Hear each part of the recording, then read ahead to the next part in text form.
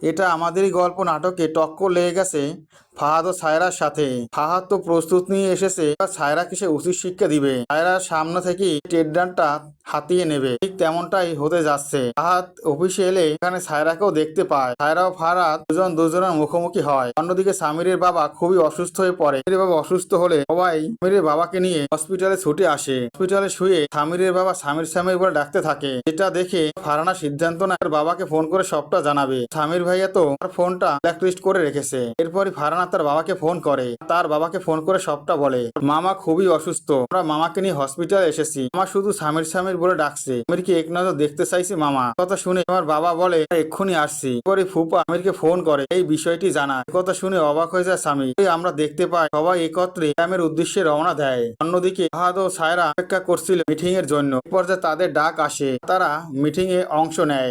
দুই পক্ষে ক্লায়েন্টের সামনে মিটিং শুরু হয়। পর্যায়ে সায়রা দেখতে পায় অর্ডারটা তার হাতছাড়া হয়ে যাবে, অর্ডারটা পেয়ে যাবে ফাহাদ। তখনই সায়রা বলে নতুন কোম্পানি এত বড় অর্ডার কি কভার করতে পারবে? এত বড় অর্ডার কোনোভাবেই করতে পারবে না। এই ধরনের অর্ডার একমাত্র বড় বড় কোম্পানিগুলোই কভার করতে পারবে। কথা শুনে খুবই রেগে যায় ফাহাদ। ফাহাদ আঙ্গুল জাগিয়ে সায়রাকে বলে সবাই ছোট থেকেই বড় হয়, আমি বিশ্বাস করি অর্ডারটি যদি আমি পাই সুন্দরভাবে আমি ডেলিভারি দিতে পারবো। কথা বলে দুজনের সাথে ঝগড়া বেঁধে যায়। শেষে আমরা দেখতে পাই অর্ডারটি পেয়ে যায় ফাহাদ। এটা থেকে বোঝা যাচ্ছে খুব শীঘ্রই ফাহাদও বড়লোক হতে যাচ্ছে। সে ওই বাড়িটি খুব দ্রুতই উদ্ধার করবে। আমাদের গল্প ধারাবাহিক আগামী পর্বে আসতে চলেছে। আমাদের গল্প ধারাবাহিকের প্রত্যেকটি আপডেট ভিডিও পেতে আমার চ্যানেলটি সাবস্ক্রাইব করে বেল আইকন অন করে রেখো। ধন্যবাদ।